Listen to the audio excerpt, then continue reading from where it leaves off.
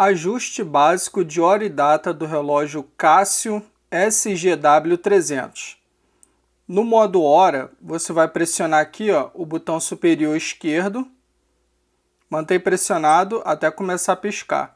Começou a piscar, você seleciona o fuso que melhor se enquadra à sua localidade. Você vai pressionar o botão inferior direito ou superior direito para poder fazer isso. Encontrou o fuso que melhor se enquadra na sua localidade, você vai pressionar novamente o inferior esquerdo do relógio.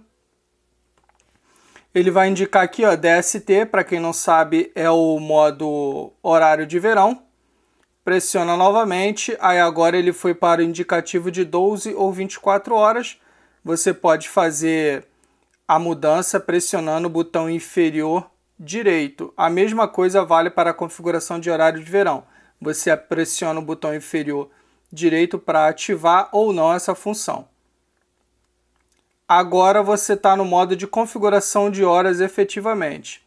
Aqui ele está piscando o segundo. Para você mudar, você pressiona o inferior esquerdo do relógio. Ele vai começar a piscar ali o cursor de hora. Você pressiona o superior ou inferior direito para fazer a mudança. Pressiona para mudar. Agora está no minuto, a mesma coisa. Inferior ou superior direito para fazer a mudança. Pressiona novamente, aí agora você está na configuração de calendário.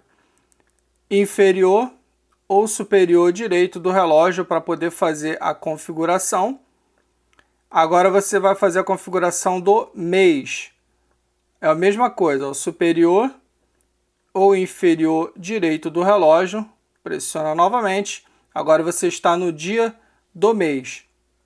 Superior ou inferior do lado direito do relógio para poder fazer a mudança.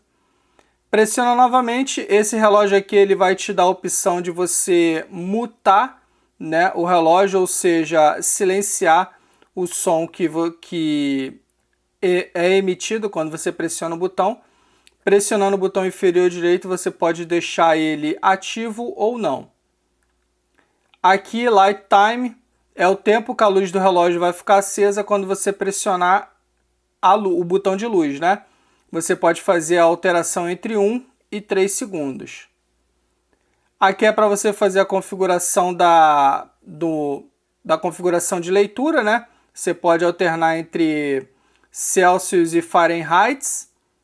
Como vocês podem ver aqui, pressionando apenas o botão inferior direito.